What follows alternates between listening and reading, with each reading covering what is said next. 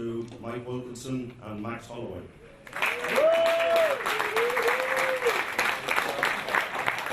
Okay, questions?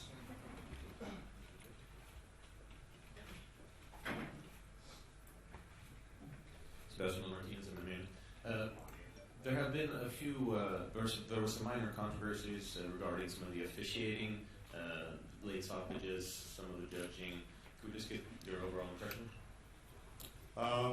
Well, I think my impression wouldn't count for anything. We've got a governance body here in Sweden which do a fantastic job in managing the sport. They appoint the judges, they appoint the referees, so it's not the UFC. I think you want to ask some of the fighters that question, see what their opinion is. Well, could we, in that case, for example, Max, some people have been critical of that stoppage. Did you feel that it was late? Definitely. I the second time I dropped him, and then I punched him like 3 times. Usually it's like 3 times when they don't defend, like it's over. And he let me go to like 7 times. So I was kind of feeling bad after the third one. I was tripping out. I was like, wow, this is going longer than it had to. But it is what it is. They tell us don't stop until they stop it, because you never know. Akira could have got back up, and I could have finished it there, or we could have went to a 3-round war. So it is what it is at the end of the day. A quick follow-up for Dave. Some fans have been speculating online that because of some of these minor controversies that might deter the UFC from coming back. Could you confirm or deny that? But it won't stop us from coming back. We love Sweden. We've had a great week here. Been welcomed by fans, the whole city, the stadium, and we've had a fantastic time, and we'll definitely be back. And just last question for Charles Rosa. I don't think a lot of people perhaps weren't giving you a shot coming into this fight. You come in, put on fight of the night in your UFC debut, and many of the media members were hoping and waiting for you to be able to come in for interviews as well. Could you just give us your thoughts on the fight and what it was like to make your debut in such a spectacular fashion? Admittedly, I mean, you lost, but it was a great fight. Yeah, I'm definitely not happy I lost the fight. I went in there, took the fight on 5 days' notice, and I went out and fought my heart out. Dennis Seaver is super tough, one of the top guys in the world, so I expected him to be tough, but I really felt fully prepared. There's no excuse why I lost. I went out, I fought my heart out, and I have no regrets of how I fought. There's a couple minor things I think I could work on. I think our training camp would help, but Dennis Seaver's tough, so hats off to him. Thank you very much. Great fights all week.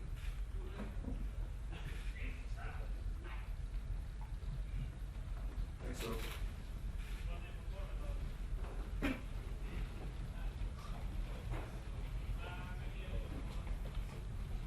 Just a quick follow-up with Dave. Do you have an exact attendance number, or is it just over 10,000? That's what's being reported? It was 10,026, I think. Okay, perfect. Thank you. Just over. Just for the record, I appreciate it. Start with a great story. Obviously, came into this fight as a big underdog. A lot of people were saying, it was going to be too much of you. Fantastic performance. Do you feel like this is the best performance of your career, and maybe the most important one of your career? Thank you. And at this point, every performance is going to be one of the most important for my career.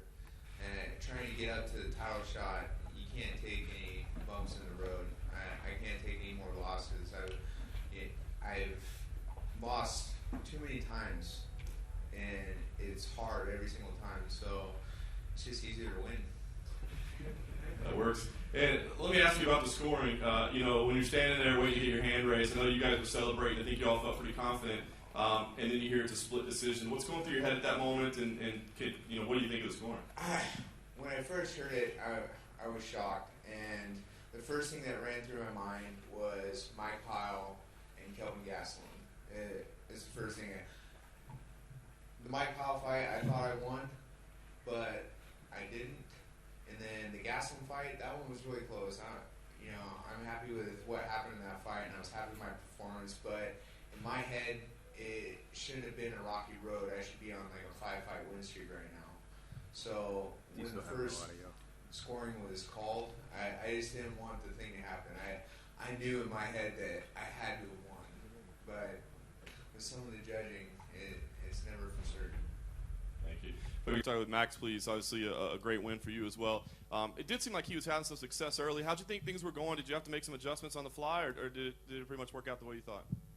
Thank you. And yeah, he was a little faster than I thought he would be, and he caught me with some overhands, but nothing that really hurt me. It was frustrating.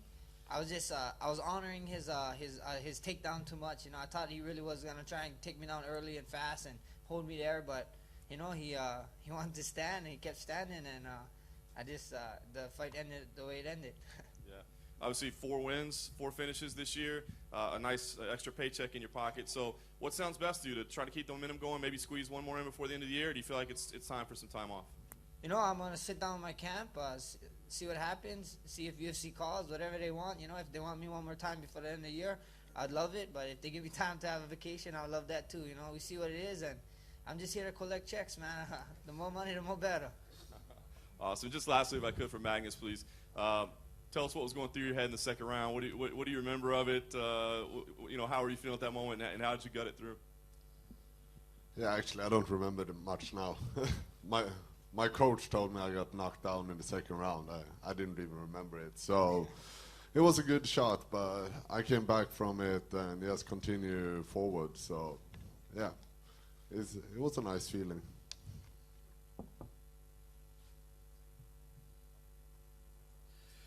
Yes, I have a question for Magnus as well. You came through, even though you were down in the second and got the win. Still, you got to see a lot of your teammates lose tonight. What's going through your head right now?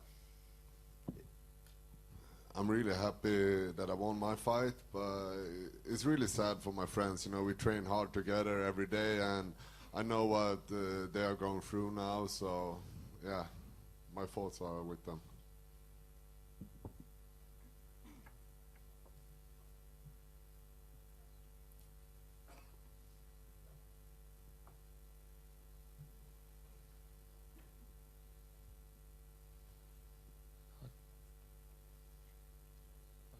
Got a question for Mike. Mike, we spoke this week, and you told us how you've been battling through injuries and just being depressed the entire year, and to come here with a fantastic knockout, it looked like you were feeling euphoria. Can you just talk us what it felt like to be in there tonight? Yeah, it felt amazing. Obviously, I've had a tough year, but with my coach Darren, he's kept me positive. I've been in the gym every day, learning new things, and I knew tonight was the night. I visioned it already. I could see it happening.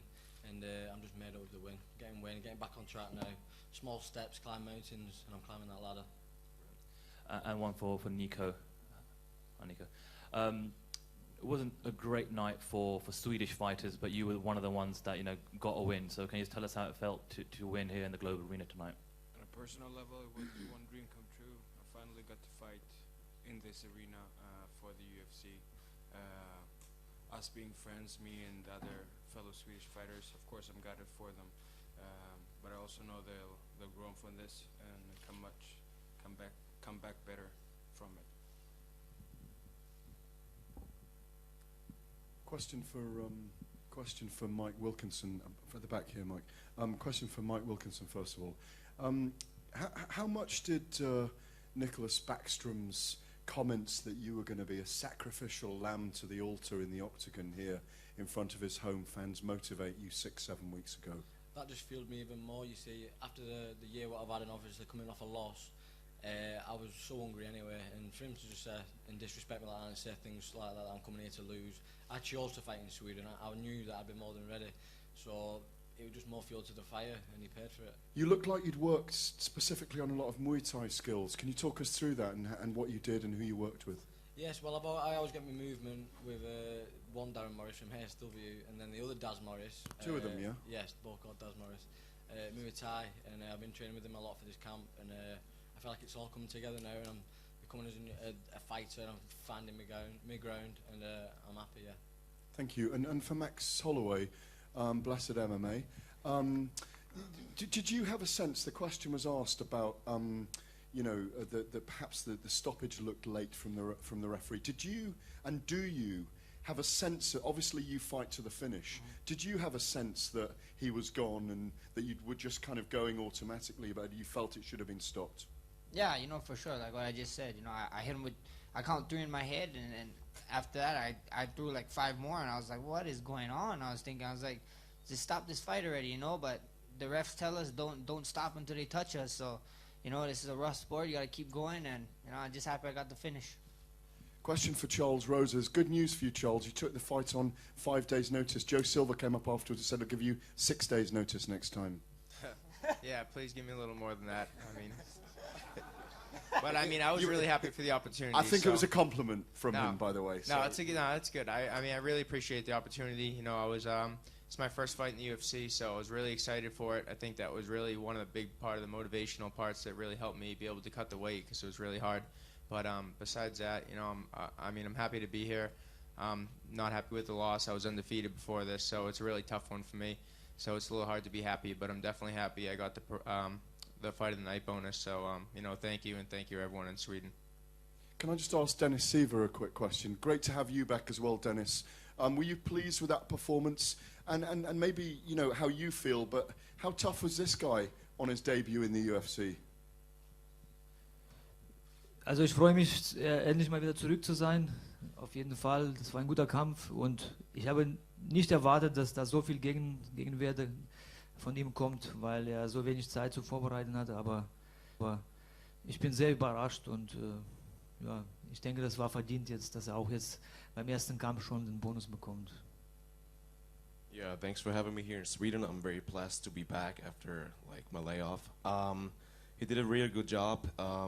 He actually fought his heart off, so lots of respect to Charles Rosa. Very impressive performance. Final question for Rick Story. Rick, 2011, we were all talking about you as a title contender. You'd beaten Johnny Hendricks and Thiago Alves.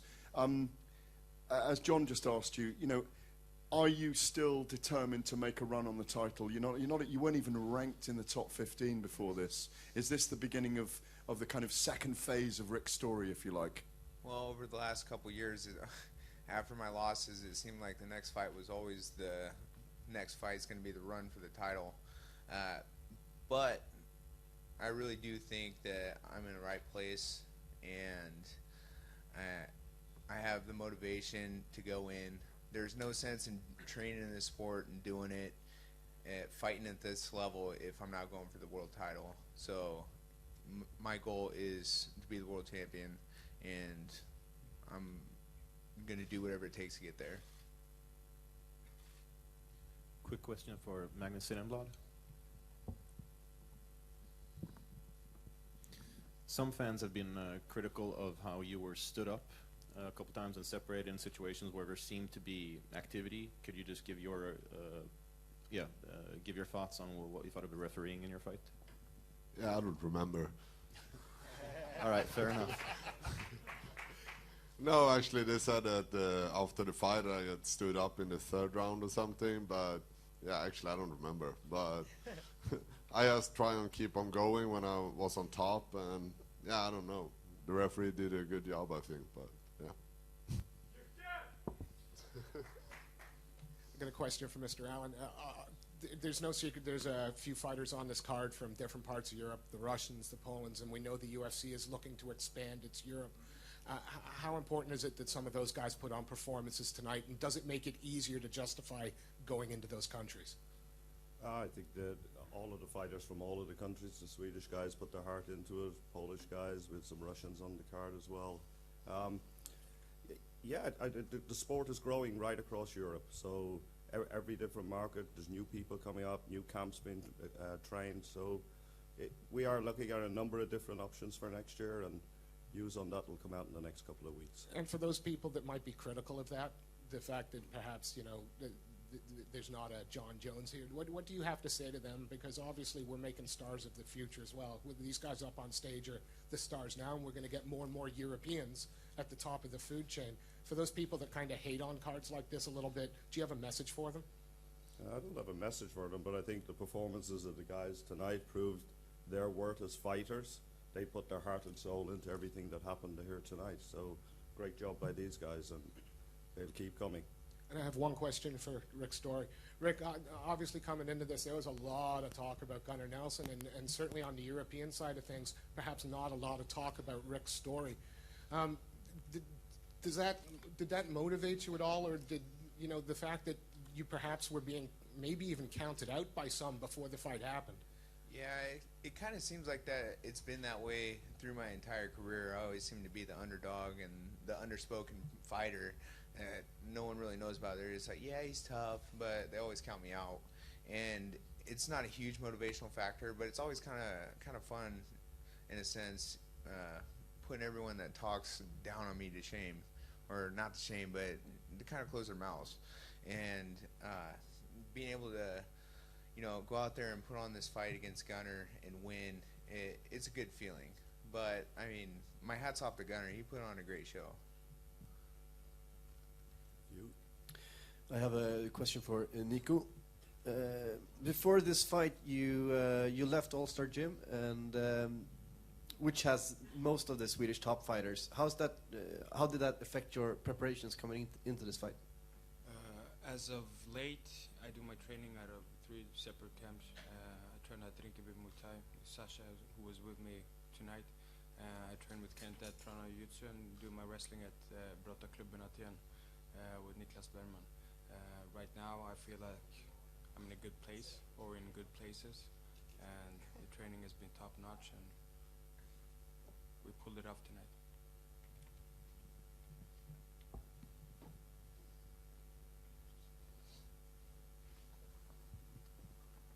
Question for you, Mr. Allen. There were talks about you going to Turkey in November, but there's been no news about it, and I assume that the event has been cancelled. Can you update us about that? Yeah, we had a thought to go to Turkey, and a number of different things just happened, logistical, operationally. There's some political unrest maybe in the region as well, and we felt that, you know, we want to look at that in a different way. So we built our calendar around next year, and let's see where we land. We would love to go to Turkey. We'd love to go to Istanbul. There's a number of things have to line up to make sure that it happens correctly for us. And there's rumors that you're going to Scotland in April, May next year. Any information about that? Unless you're fueling the rumors. We will announce it. Stay tuned. In the next couple of weeks, we're going to hopefully be able to announce our full roster. The one thing that I can tell you is we're going to have more fight nights in Europe next year than we've had this year. One last question. Mr. Cook announced that there was supposed to be some kind of Ultimate Fighter in Europe, and that UFC is going to announce more information about that in the future. Any information about that? Just still work in progress. There's a lot of things that have to be put together, but we really want to run a version of the Ultimate Fighter out of Europe, and we've got some great conversations that are getting close to finalization, yes. So that's not a rumor.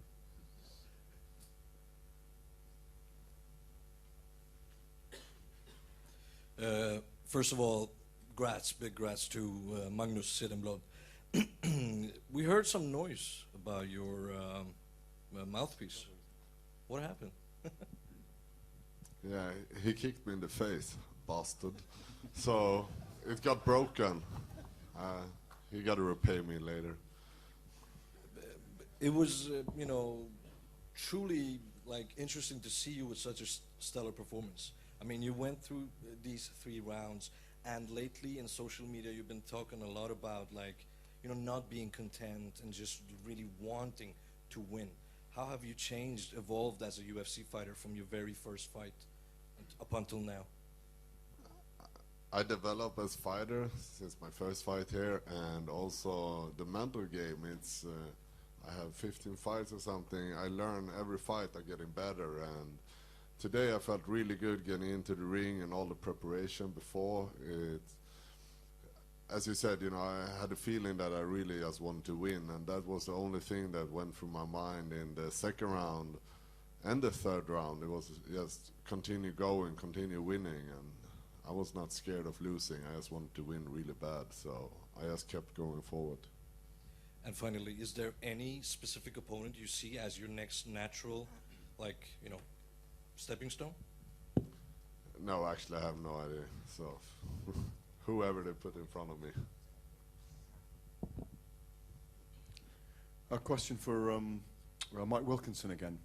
Mike, what did you make of Nicholas Backstrom grabbing the microphone at the end of the fight? Do you recall that? Yeah, I remember. It's really disrespectful again, and it's a bad part on himself. Obviously, he don't look good. Obviously, being live on television in front of millions of people. Thank you. Question to Mike and Max. Both of your stoppages, people are saying they were very late, but they were both refereed by Swedish referees, and you're in Sweden. It's appointed by the Swedish Commission.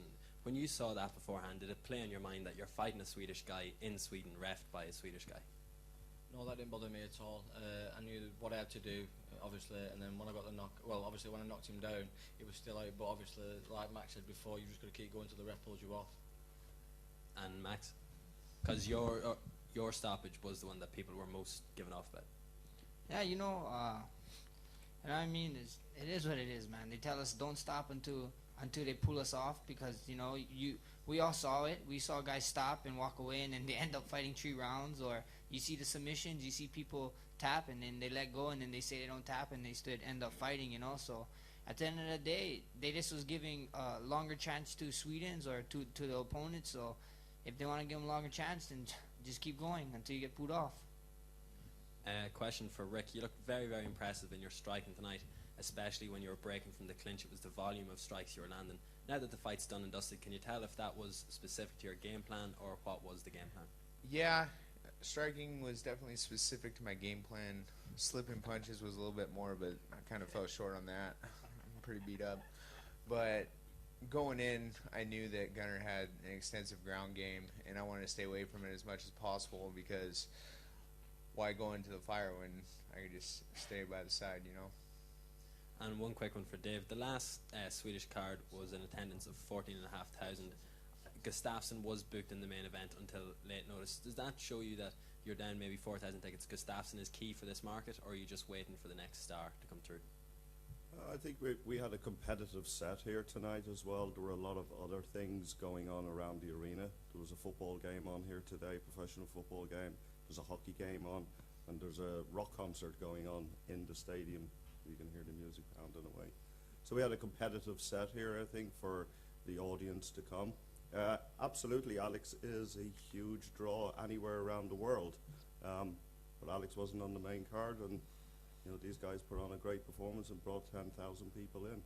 You got to remember also that the fight was live on Swedish TV. We've been live on Icelandic TV. So a lot of people have seen it all around the world. Question to Nico and Magnus. Could you hear the crowd during your fights? Nico, start. Yes, I heard them. It was awesome, especially if I rewind, like walking in through the tunnel, walking toward the octagon. It was something very special. I could hear them cheering as the fight progressed as well, and yeah, it was, as I said earlier, one dream come true.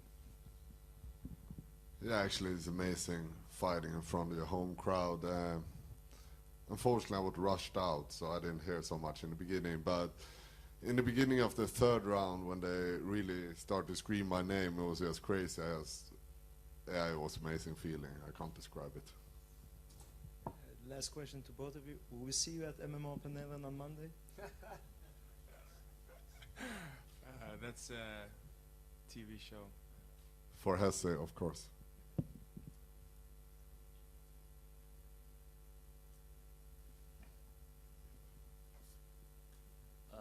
Question for Charles, Max, and Rick. For all three of you, this is your first fight in Europe.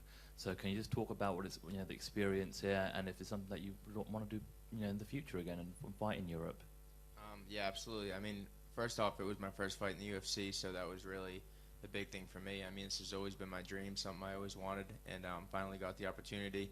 And when I found out it was in Sweden, it was even better for me. I really, you know, I love traveling. It's one of my favorite things, and Sweden's a beautiful country. So to be able to come in here and you know, make my UFC debut, and under all the circumstances and out of the country, I think I got the full experience of the UFC, and I'm ready to do it again.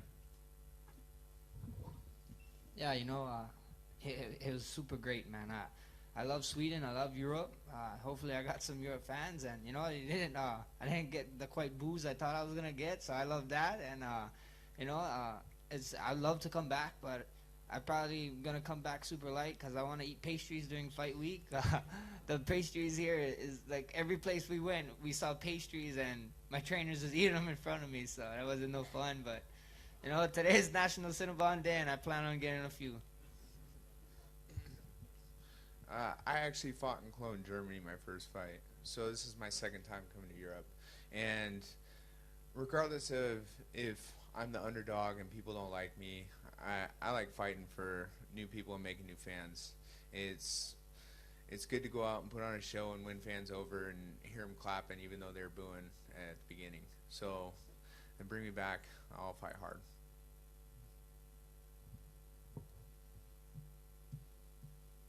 Any more?